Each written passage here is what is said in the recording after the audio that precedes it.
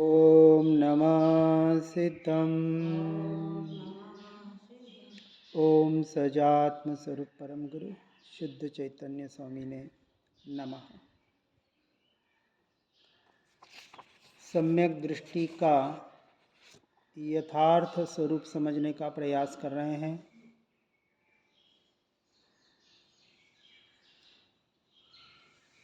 समय शाह अपने स्वयं का स्वामी जो बन जाता है उसका अन्य कोई स्वामी बन नहीं सकता। तीन लोक में तीनों काल में आज दिन तक जब तक मिथ्यात्व और अज्ञान दशा है तब तक जीव हमेशा पराधीन ही रहा। भले हम कहते हैं कि हमारा देश स्वतंत्र हो गया, परंतु सच्ची स्वतंत्रता तब कही जाएगी जब यह पराधीनता हटेगी।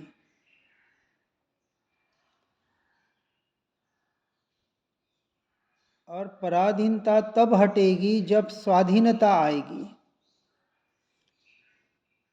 तो स्वाधीनता का और पराधीनता का यथा योग्य स्वरूप, उनके लक्षण, यही हमें सदैव सद्गुरु शास्त्र के माध्यम से सुनने को समझने को मिल रहा है।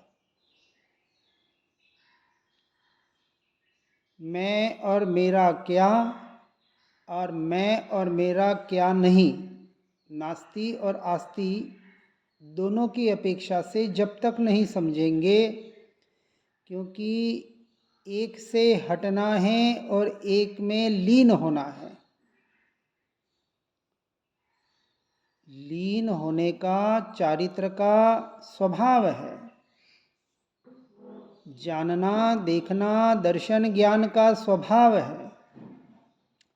लेकिन यह देखना, जानना, लीन होना अर्थात दर्शन, ज्ञान, चारित्र्य जब तक सम्यक दर्शन प्रकट नहीं होता है, स्वसंवेदन प्रत्यक्ष आत्मानुभूति नहीं होती है, तब तक मिथ्या रूप विपरीत परिणमित हो रहा है। न उसमें जड़ के कोई परमाणु काम कर रहे हैं, न कोई कर्म उसमें बाधा कर रही है, न कुछ, कोई भी कुछ कर ही नहीं सकता। एक द्रव्य दूसरे द्रव्य को छूता तक नहीं। तो कोई किसी का कुछ करे, कोई किसी में बाधा डाले, कोई किसी में अंतराय लाए, ये सारे कथन व्यवहार की अपेक्षा से जो भी हो, निश्चय की अपेक्षा से मिथ्या है। क्योंकि निश्चय अर्थात आपकी मान्यता में, श्रद्धा में क्या है, ये निश्चय नहीं बताता है। निश्चय नए कथन का विषय नहीं है। निश्चय नए श्रद्धा के साथ अनुभूति का विषय है। इसलिए निश्चय नए भीतर की बात बताता है कि आपकी श्रद्धा में, आपकी अनुभूति में अभी क्या आ रहा है, आप क्या बोल रहे हैं, क्या कर रहे हैं, उसे कोई लेना देना नहीं है। आप अशुभ में हैं, शुभ में हैं, कोई लेना देना नहीं है। इसलिए अशुभ को तो आश्रव कहा, लेकिन शुभ को भी आश्रव बंध का ही कारण बताया। यहाँ तक कहा चलो अशुभ और शुभ तो छोड़ें, लेकिन शुद्ध के जो विकल्प हम कर रहे हैं, मैं आत्मा हूँ, शुद्धात्मा हूँ, परमात्मा हूँ, जानने देखने वाला हूँ, ज्ञाता दृष्टा हूँ, मैं ऐसा, मैं वैसा, जो निश्चय नहीं की अपेक्षा से ये जो विकल्प विचार कर रहे हैं, ये भी अनुभूति में बाधक है। तो अन्य की बात क्या करें, समझना। अनुभूति के अपेक्षा से अभी करना है, क्योंकि वहाँ तक पहुँचने के लिए, अपने स्वरूप और स्वभाव तक पहुँचने के लिए भाव भाषण करना पड़ेगा। तत्व चिंतन, विचारों का आदान प्रदान करना पड़ेगा। स्वाध्याय सत्संग पढ़ना सुनना करना पड़ेगा, लेकिन कब तक? जिंदगी भर हम मरते दम तक वही के वही हैं, वही पढ़ना, वही सुनना, वही करना, वही क्रिया, बाहर और बाहर। जब तक ये बाहर के साधन छूटेंगे नहीं पूर्णतः, तब तक अनुभूति तक जीव नहीं पहुंच पाएगा। यहाँ से भी छूटना है। पढ़ना सुनना कब तक? जब तक परिपूर्ण समझ प्राप्त न हो तब तक। एक बार पूरी समझ, पूरा मार्ग, मोक्ष मार्ग पूरा समझ लिया, 14 गुणस्थानक का स्वरूप समझ लिया, व्यवहार निश्चय अपनी अपनी अपेक्षा से अपनी अपनी अवस्था में किस किस गुणस्थानक में कैसा होता है सब समझ लिया, बिल्कुल समझना है। और जब तक पूरी समझ न हो, और पूरी समझ हो भी जाए तो पढ़ते सुनते तो रहना है, स्वाध्याय सत्संग से जुड़ा रहना है। अभी हम 24 घंटे अपने में लीन नहीं हो पाते हैं, लेकिन जोर कहाँ देना है इसका निर्णय जब तक ये जीव अपनी भूमिका के अनुसार, योग्यता के अनुसार स्वयं से स्वयं में नहीं करेगा, तब तक वहीं के वहीं खड़ा का खड़ा आगे बढ़ नहीं पाएगा। और जिसे आगे बढ़ना है उसको आगे बढ़ने का भी मार्ग बराबर प्रशस्त करना पड़ेगा, खुला करना पड़ेगा। यही बात यहाँ गुरुदेव बताने का प्रयास कर रहे हैं।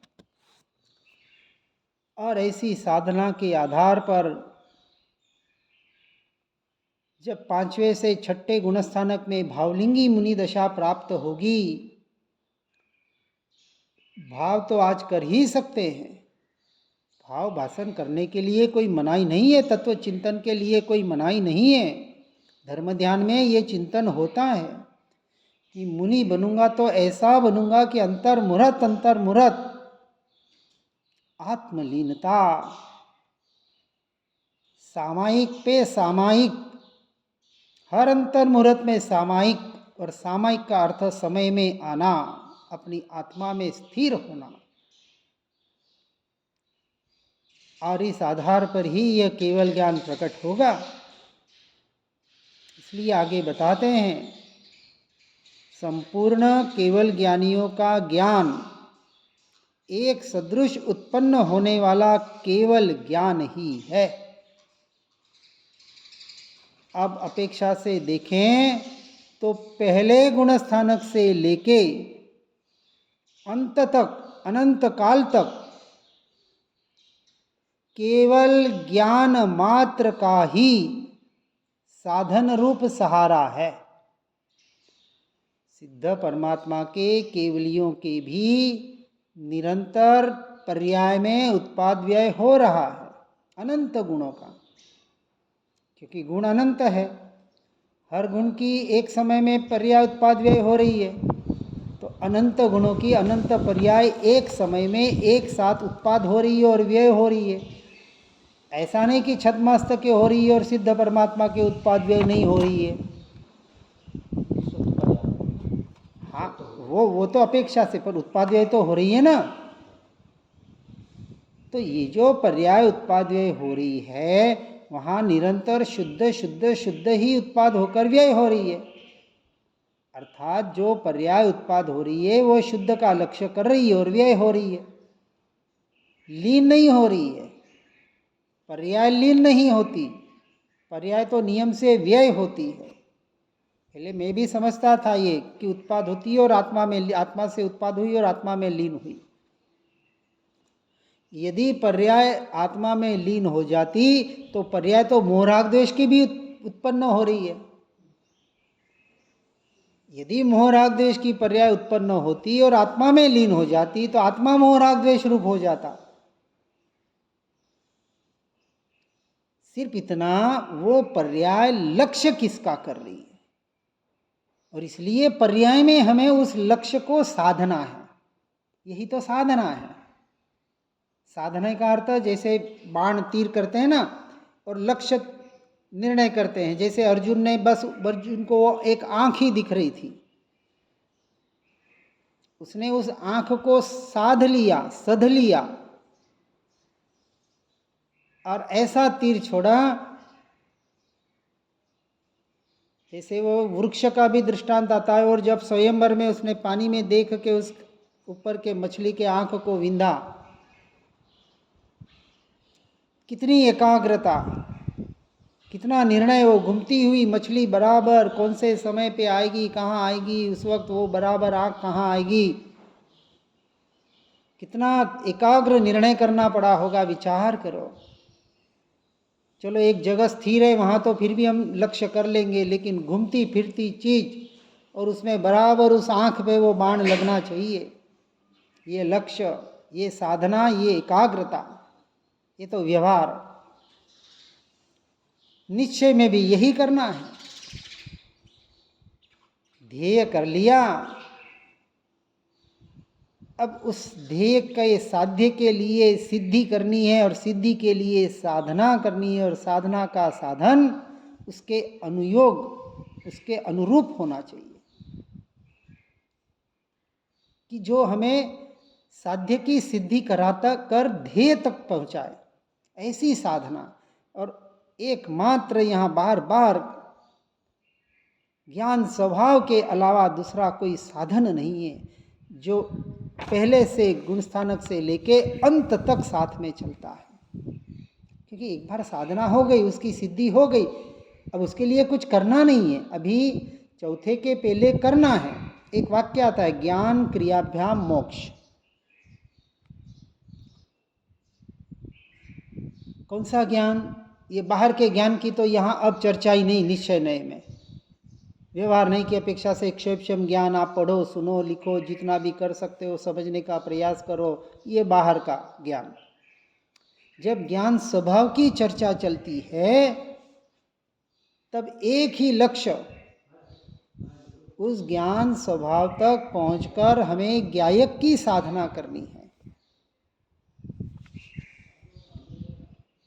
जो ज्ञान स्वभाव स्वपर प्रकाशक है पर जानने में आ रहा है, उसी क्षण अपने स्वयं को जान रहा है। अब साधना स्वयं से स्वयं को जानने की करनी है। पर को जानना तो अनंत बार कर लिया।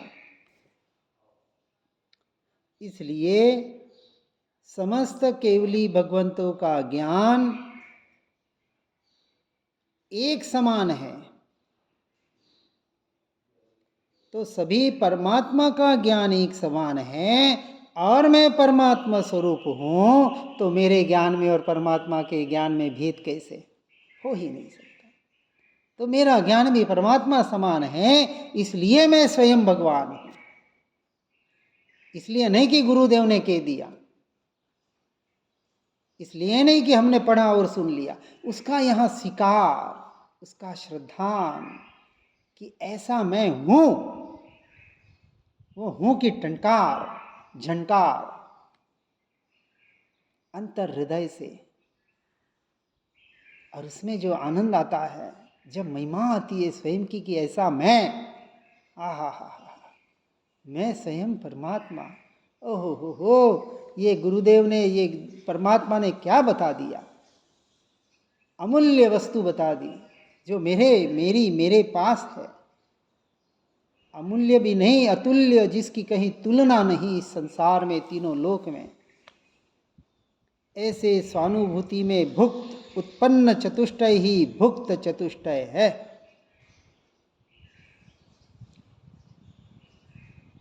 भोजन करना है, किसका करना है? बाहर के भोजन तो कर लिए, अनंत बाहर कर लिए। इसलिए हम जब भजन बोलते हैं तो कहते भजन नहीं, भजन का भोजन करो, चिंतन करो, और उस चिंतन के द्वारा, भाव भाषण के द्वारा अपने अनंत चतुष्टय का आनंद, उसका भोग भोगो। और उससे ही युक्त शाह द्वादशांग श्रुत उत्पन्न होता है। और मेरा समय एक एक समय ही है। दो समय की बात बता रहे हैं। एक तो वो काल वाला समय जो 1 सेकंड का अनंतवा भाग है। क्या कह रहे हैं? मेरा समय यानी कि मैं, और मेरा एक एक समय जो उत्पाद व्यय हो रहा है हर समय, वह भी समय ही है। तो मैं ही तो हूं, और उत्पन्न हो रहा है वही तो स्वसमय है। उत्पाद भी स्वसमय हो रहा है और लक्ष्य भी स्वसमय का ही कर रहा है। और व्यय हो तो हो, वो व्यय हो उसके पहले नई पर्याय उत्पाद हो गई है और वो भी स्वसमय में का लक्ष्य कर रही है। हर समय समय में है। यह समय ही हितकारी है, सहकारी है। इसके अलावा सारे समय के ये परिणाम मेरे हितकारी और सहकारी नहीं है। जो समय जिस समय समय समय की साधना करे सो साधना है। और ऐसे पंचत्रिक वाला यह समय में प्रवेश, त्रैलोक्यनाथ मेरा शुद्धात्मा अपने अनंत स्वभाव में प्रवेश करता है। ये जब तक नहीं होगा लक्ष्य, इसका अभ्यास, यही तो साधना और इसी का नाम अनंत पुरुषार्थ है। अनंत पुरुषार्थ करो। सुनकर घबरा जाते हैं, कौन सा अनंत पुरुषार्थ करना है? पुरुष और अर्थ जिस अध्याय में, सत्संग में, साधना में एक आत्मा ही प्रयोजनभूत हो, उसका नाम है यथार्थ सम्यक पुरुषार्थ। और ऐसा पुरुषार्थ ज़्यादा से ज़्यादा करेंगे तो हमारे लिए हितकारी और सहकारी है। अन्यथा ठीक है, सबकी गाड़ी चल रही है, हमारी भी गाड़ी चल जाएगी। लेकिन यहाँ कहते हैं तुम चलो, हमारे समय की उत्पत्ति हो रही है, अब हमें तुम्हारी तरफ देखने की फुर्सत नहीं है। तुम आओ, बैठो, प्रणाम करो, नमस्कार करो, पूजा पाठ करो, चाहे निंदा करो, चाहे गुणगान करो, हमें उससे कोई फर्क नहीं पड़ता, क्योंकि हमारा तिलक महोत्सव हो चुका है। और हे भव्य जीवों, अपने जीवन में अपना तिलक महोत्सव करो। कौन सा? स्वयं का, बाहर वाला नहीं। ये 2 घंटे कुछ भीड़ इकट्ठा कर ली और तिलक लगा दिए सबको, ये तो व्यवहार ठीक है अपनी जगह, अपनी योग्यता के अनुसार। सच्चा तिलक तो तब होगा जब इस जीव का च्यवन कल्याणक होगा। गुरुदेव की भाषा में बोल रहा हूं, ये तो शब्द यहां पुद्गल के निकल रहे हैं। वह समय, स्व समय में आना, सम्यक दर्शन का प्रकट होना, वो च्यवन कल्याणक, वो तिलक का समय। उसके पहले कोई तिलक नहीं। बाहर के तिलक तो रोज लगा रहे हैं। इसलिए कहा जो अनंत है उत्पन्न भी अनंत में होगा। जय जय जय जय हो, जय हो। नमोस्तु नमोस्तु नमोस्तु। किसको? उस उत्पन्न स्वभाव को, वो त्रिकाली ध्रुव तत्व को, जो सभी में विराजमान है और मुझ में भी विराजमान है, जो मैं हूं।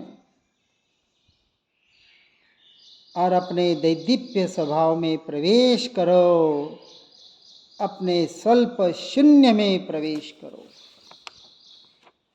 शून्य। देखो, अभिमन्यु ने चक्रव्यूह में प्रवेश किया और बाहर निकलने का रास्ता नहीं मिला तो उसने अपने प्राण गंवाने पड़े। यहाँ तो कह रहे हैं ऐसे उस अभूतपूर्व शून्य में प्रवेश करो जो परिपूर्ण शून्य, अपने अवधि में परिपूर्ण और पर से संपूर्ण शून्य। अब उस शून्य में एक बार प्रवेश हो जाए जो परिपूर्ण अपने से अपने में है, फिर कभी बाहर निकलना ही न पड़े। ऐसे स्वभाव की साधना करो, ऐसे अपने दीप्ति स्वभाव में प्रवेश करो। स्वल्प शून्य नाम के छद्मस्त स्वभाव में प्रवेश करो। यही वास्तविक सच्चा तिलक है। और ऐसा तिलक कहाँ है? अब ऐसे गुप्त रहस्य को जान लिया, जान तो लिया लेकिन अभी माना नहीं, और मान लिया तो आचरण में लाया नहीं। ये शब्द यहाँ के बोल रहा हूँ। इसलिए गुप्त रहस्य को जान लिया, आचरण को जानो, और गुप्त वार्ता को जानकर, आराध्य को जानकर, स्वयं का आलाप को जानकर जो जैसा है वैसा ही है ऐसा स्वीकार करो। पहले स्वीकार होगा, और स्वीकार का नाम सम्यक दर्शन है। जब ये गुप्त रहस्य, कौन सा गुप्त रहस्य? मन गुप्ती, वचन गुप्ती, काय गुप्ती से जो गुप्त, 5 समिति 3 गुप्ती, 5 समिति भी व्यवहार निश्चय रूप बताइए। ईष्णा समिति, भाषा समिति, आदान बट्टन निक्षेपण समिति, जो भी 5 समितियां हैं, व्यवहार से तो समझ रहे हैं, वास्तविक व्यवहार नहीं है वहाँ। व्यवहार के साथ निश्चय बताया है समिति में। गुप्ती में तो पूरा निश्चय है, क्योंकि सबसे गुप्त होना सो गुप्ती, अर्थात व्यवहार से गुप्त होके निश्चय में लीन होना सो सच्ची गुप्ती। और ऐसे गुप्ती के लिए 5 समिति बाहर की कैसे बताएंगे? जैसे 12 तप हमने बाहर आधारित मान लिए, बाहर नहीं है, अंतर मुहूर्त में 12 तप होकर अंतर मुहूर्त में केवल ज्ञान होता है इन 12 तप के माध्यम से। हमने सिर्फ बाहर बाहर बाहर बाहर स्थूल रूप से पकड़ लिया। इसलिए उस गुप्त रहस्य को जब तक नहीं जानेंगे, आचरण में कैसे आएगा? और जब तक उस आराध्य को नहीं जानेंगे, कौन है आराध्य? ध्यान का ध्येय, ज्ञान का ज्ञेय कौन? मैं स्वयं त्रिकाली ध्रुव तत्व ज्ञायक देव भगवान आत्मा। निरंतर लक्ष्य उसी पर हो, उसी का आलाप हो, स्वयं से स्वयं में। जैसा है वैसा स्वीकार, जो है सो है, मैं ही मैं, मेरे अलावा अन्य कुछ भी नहीं है। जो तेरा सो मेरा, जो मेरा सो तेरा, ये भी व्यवहार का कथन।